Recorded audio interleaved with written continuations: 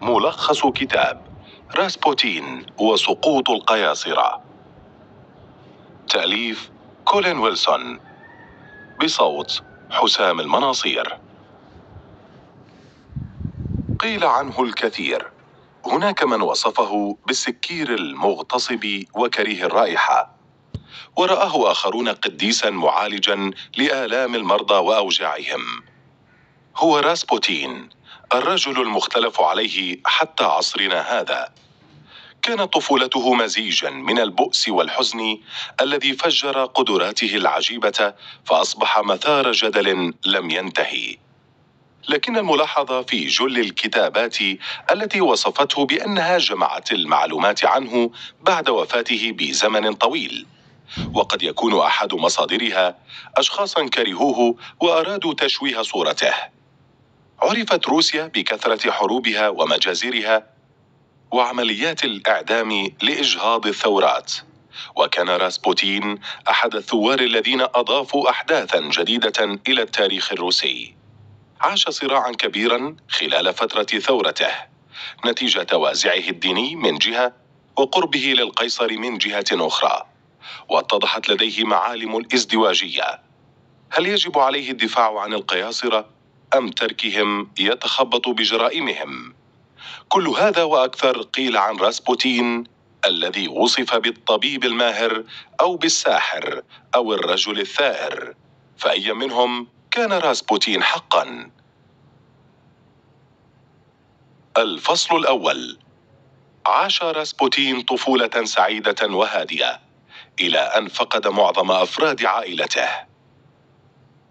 اختلفت الآراء حول تاريخ ولادة غريغوري راسبوتين، لكن الأغلب اتفق على أنه ولد في أواخر عام 1860 في مدينة صغيرة تدعى بوكروفوسكو، وعاش طفولة سعيدة. وعندما بلغ 12 من عمره ماتت أمه، وفي يوم خرج ليلعب مع أخيه قرب ضفة النهر، فجرف التيار أخاه، وتمكن راسبوتين من إنقاذه بمساعدة أحد الفلاحين، إلا أن أخاه مات في اليوم التالي بسبب التهاب رئوي أو تهشم في الجمجمة. وبعد هذا الحادث بمدة قصيرة سقطت أخته كابن المصابة بالصرع في النهر بينما كانت تغسل الثياب وغرقت، ولم يبقى سوى راسبوتين ووالده. ثم عمل راسبوتين سائقا لعربة متعهد من توبولسك، وحدث أن طلب منه شاب يدعى سابوريفسكي أن يوصله إلى دير فيرخوتور، وفي الطريق تبادل الحديث، وأعجب سابوريفسكي براسبوتين وطلب منه العيش في الدير وأن يصبح راهبا. أقام راسبوتين في الدير مدة 4 أشهر، ولكن الحياة هناك لم تعجبه، فعاد إلى قريته. عند بلوغه 19 حضر احتفالا دينيا في دير أبالاكسك، وهناك التقى بفتاة جميلة تدعى براسكوفي دوبروفين، وقرر الزواج منها. بعد قدوم طفله الأول تغير تغيرا كبيرا، لكن هذا الأمر لم يدم، فقد توفي طفله بعمر 6 أشهر. كانت هذه الخسارة مفتاح تغيره، فلم يشعر راسبوتين بألم الفقدان بهذا الشكل من قبل، لينغمس بعد ذلك في قراءة الكتب الدينية والصلاة. في أحد الأيام وبينما كان يعمل في أرضه رأى صورة العذراء في السماء، وكانت تومئ إليه بيدها، فذهب إلى الكاهن ماكاري وأخبره بما شاهد، فقال له الكاهن بأن الرب اختاره لهدف جليل، وطلب منه السفر والصلاة في دير آفون في اليونان. وبعد عودته لروسيا انتشرت قدراته بين الناس كفراسته وقدرته على شفاء المرضى، ووصلت شهرته لطبقة النبلاء، وحاز على إعجاب الأب جون سيرجييف المستشار الروحي لزوجة القيصر، فأرسله إلى الأرشمندت تيوفان، وهو الكاهن الذي يلي الأسقف بالرتبة في الكنائس الشرقية. وتعرف هناك على الناسك إليودور وذلك ما قاد راسبوتين للتعرف على الأسقف هيرموجين الأعلى شأنا وشعبية في روسيا من كل معارفه السابقين. الفصل الثاني. ارتكب القيصر نيقولا الثاني العديد من الأخطاء التي أدت إلى توليد شرارة الثورة الروسية ضده. في أثناء تتويج نيقولا الثاني لعرش روسيا وقع منه وسام رهبنة للقديس أندرو، وهو أحد الأوسمة العليا، فاعتبر نيقولا وقوعه نذير شؤم على حكمه. وفي نفس الحفل وقعت بعض الألواح الخشبية لأحد الخنادق التي كانت مخصصة للتدريبات العسكرية، وكان فوقها أعدادا كبيرة من عامة الشعب، مما أدى إلى وفاة أعداد كبيرة منهم. ولما علم القيصر بذلك أراد الذهاب إلى الدير للصلاة على أرواحهم، لكن مستشاريه أقنعوه بالذهاب إلى حفلة أقامها السفير الفرنسي له بمناسبة التتويج. تطورت مدينة بطرسبرغ، فبعد سنوات من الاضطهاد والكآبة وقتل القياصرة وعمليات الاغتيال، أصبحت الآن مكانا يضم العديد من الشركات والمؤسسات التي أنتجت رؤوس أموال بمبالغ خيالية. وأدت هذه التغيرات إلى حدوث صدع كبير بين الطبقة العليا والدنيا في المجتمع الروسي، وهو المسبب الرئيس لحدوث الثورة في روسيا. وبعد تولي نيقولا الثاني الحكم زاد الوضع سوءا، فشخصيته وعدم مبالاته لم يكونا لصالحه. ومما زاد من كره الجميع له زواجه من الأميرة ألكسندرا رغم اعتراض عائلتيهما، إضافة لمماطلته في إحداث بعض الإصلاحات الدستورية الضرورية، وذلك بسبب مزاجيته في اتخاذ القرارات وخوف زوجته من أن تحد هذه الإصلاحات من سلطة القيصر وبالتالي من سلطتها. وكل هذه الأمور زادت من نار الثورة. وكانت قد بدأت علاقة راسبوتين بالقيصر بعد أن دار جدل كبير حول قدرات راسبوتين على شفاء المرضى بين عامة الشعب، فالبعض يعتقد بأنه كان يتعاون مع طبيب منغولي يدعى بادمايف الذي كان يصنع الأدوية من التركيبات العشبية لراسبوتين مقابل المال. وآخرون يرون بأن قدرته على التنويم المغناطيسي هي التي تساعده. يرى البقية أن الصدفة هي التي تساعده، خصوصا فيما يتعلق بموضوع علاج ابن القيصر الذي عجز جميع الأطباء عن علاجه، وكان لراسبوتين الفضل بعلاجه كما سيتضح فيما بعد. الفصل الثالث. فور ما غدا راسبوتين قريبا من بلاط القيصر بدأ باتخاذ زمرة سيئة من الأصدقاء والشركاء. منذ دخول راسبوتين لبلاط القيصر مدفوعا بسمعته التي سبقته كرجل يصنع المعجزات، بدأ بتكوين بعض الصداقات المتناقضة بين السيئة والجيدة. فأحد أصدقائه جواهري يهودي يدعى سيمانوفيش تعرف عليه بعد علاجه لابنه، وكان يبيع المجوهرات لزوجة القيصر، وقد عرفه على إحدى سيدات البلاط تدعى آنا فيروبوف التي تنبأ راسبوتين بفشل زواجها قبل حفل الزواج، ويعتقد بأنها من أخبرت زوجة القيصر باستخدامه لعلاج ابنها عندما مرض. وارتبط راسبوتين أيضا بعلاقة صداقة مع يهودي ماكر يدعى مانيلوف، وبسبب قلة خبرة راسبوتين السياسية استغله أصدقاؤه اليهود في تنفيذ عدد من المكائد التي أثرت على سمعته في القصر. وفي ذلك الوقت كان رئيس الوزراء ستوليبين يراقب راسبوتين، ولاحظ أن تأثيره زاد على القيصر، لكن القيصر لم يكن يكترث لمخاوف ستوليبين، فبدأت المؤامرات تحاك ضد راسبوتين عند القيصر، ومن أشهر أعدائه أصدقاؤه السابقون الأسقف تيوفان وهيرموجين وإليودور، الذين عادوه بعدما خالف فكرتهم الثورية بوجوب تغيير القيصر إضافة لخلافهم الديني معه الذي نشأ لاحقاً. وفي أحد الأيام سافرت العائلة الإمبراطورية بالقطار لقضاء عطلتها الصيفية، وطلبت آنا من راسبوتين مرافقتهم. وعندما علم القيصر غضب وطلب إنزال راسبوتين في أقرب محطة.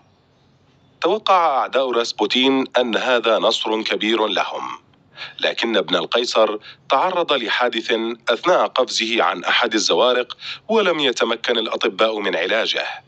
فأرسلت زوجة القيصر برقية تطلب فيها إحضار راسبوتين لعلاج ابنها، فأرسل لها ردا تنبأ فيه بأن ابنها سيعيش. وندم القيصر على فعلته عندما أدرك أنه أخطأ مع رجل قديس وصانع للمعجزات. ليزداد نفوذ راسبوتين في القصر من جديد، لكن هل سيستمر نفوذه للنهاية؟ اقتباس: عجزت أغلب رموز التاريخ الحديث أن تثير عن شخصها هذا الكم الهائل من الأدب الحسي واللاواقعي كما أثاره غريغوري راسبوتين. لقد كتب عنه أكثر من 100 كتاب، ولكنها لم ترتقي جميعا إلى مستوى القبول كعرض سليم لشخصيته. فالكتاب الذي يحمل بين طياته سطورا تملأها الكلمة الصادقة لم يظهر بعد. الفصل الرابع: كثرت التوترات الداخلية في روسيا، وبدأت الأمور تخرج عن سيطرة القيصر. على الرغم من جميع المكائد التي تحاك ضده وتزايد أعدائه، إلا أن راسبوتين بقي في بطرسبرغ، ووسع دائرة أعدائه بين الأحزاب السياسية الكبرى، وتغيرت طريقة تعامله وأسلوبه في الحديث مع الجميع، حتى الفلاحين الذين احترموه سابقا كرهوه بعد معاملته السيئة لهم. وزاد وضع روسيا سوءا مع انتهاء فترة حكم الدوما الثالثة، وهو مجلس النواب الروسي، وتشكيل مجلس الدوما الرابع برئاسة رودزايانكو، إذ لم يكن القيصر راضيا عن استمرار وجود الدوما التي تحد من سلطته المطلقة. وفي هذه الفترة انطلقت شرارة الحرب العالمية الأولى، وطلب راسبوتين من القيصر عدم التدخل في الحرب، لكنه رفض طلبه. وقعت عدة أحداث استغلها أعداء راسبوتين للإطاحة به. ففي أحد الأيام زار راسبوتين مكانا للتسلية، واتهم بفعل أشياء سيئة وهو مخمور. فأمر رئيس الشرطة ديزهانكوفسكي، وهو أحد أعداء راسبوتين، بإلقاء القبض عليه. لكن راسبوتين أخبر زوجة القيصر بأن ديزهانكوفسكي حاكمه على أفعاله ولم يتصرف مع الرجال الذين حاولوا اغتياله، فأخبرت زوجها بذلك، فأمر بطرد ديزهانكوفسكي وتعيين بيليتسكي مكانه. الفصل الخامس: انتهت جميع المؤامرات باغتيال راسبوتين على يد الأمير يوسبوف. ظهرت شخصية جديدة لعبت دورا في اغتيال راسبوتين، وهو أحد أعضاء الدوما، واسمه بوريشكيفيش، الذي مقت راسبوتين كثيرا. وفي إحدى خطبه أمام الدوما هاجم راسبوتين بكل جرأة وصراحة، وكان من بين الحضور الأمير يوسبوف الذي تحركت لديه مشاعر اغتيال راسبوتين. اتفق يوسبوف وبوريشكيفيش على خطة اغتيال راسبوتين، والعجيب أن راسبوتين كان قد تنبأ بمقتله في الأول من يناير لعام 1917. طلب يوسبوف من راسبوتين زيارته في منزله منتصف الليل، ووضع يوسبوف سيانيد البوتاسيوم في بعض أقداح الخمر وفي كعكة الشوكولاتة، ولكن راسبوتين لم يتأثر من السم. وبعدها أحضر يوسبوف مسدسا من أحد المتآمرين معه الذين انتظروا في الطابق العلوي من منزله، ثم عاد وأطلق النار على راسبوتين. بعدها جاء المتآمرون وفحصوا الجثة فوجدوه قد مات، لكن يوسبوف ظل خائفا فعاد ليفحص الجثة، فأمسك به راسبوتين وحاول الزحف إلى الخارج، فتبعه بوريشكيفيش وأطلق عليه النار، وأعادوا جثته إلى المنزل. ضرب يوسبوف الجثة بمقبض حديدي ومزقها إربا إربا، ورموا الجثة في حفرة جليدية عند ساحل نهر النيفيكا الصغير. ولكن راسبوتين لم يكن ميتا بعد، فقد تمكن من تحرير يده ورسم إشارة الصليب قبل أن يغرق. دفن راسبوتين في 3 من شهر يناير في الساحة الإمبراطورية. لم يتغير وضع روسيا بعد مقتله، فهو لم يكن السبب وراء ما يحدث، بل زوجة القيصر هي المسؤولة.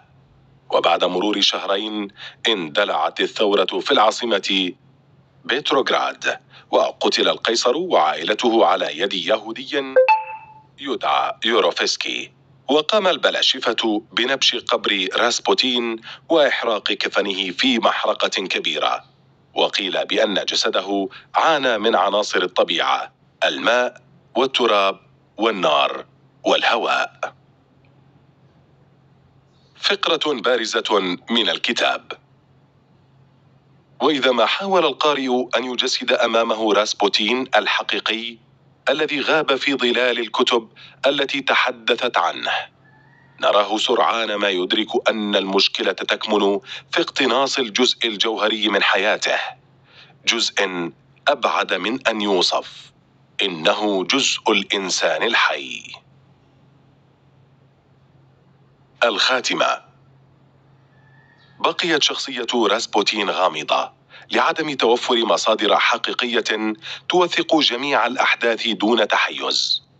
لكن ما لا يمكن إنكاره أن راسبوتين بأنه كان له من الحظ القدر الكافي الذي ساعده على علاج ابن القيصر. فاقتنع القيصر وزوجته بأنه قديس وأبقياه مقربا في القصر. لكن أيضا كان له من الحظ السيء ما جعله يرتكب العديد من الأخطاء، بداية من طريقة اختياره لأصدقائه، وبتغيير طريق تعامله مع الناس، وانتهاء باهتمامه الزائد بزوجة القيصر وخوفه على عرش القيصر. فكانت نهايته استمرار ظهور أعداء جدد له، وجميعهم اتفقوا على التخلص منه بأي طريقة، إلى أن تحقق مبتغاهم بموته الشنيع.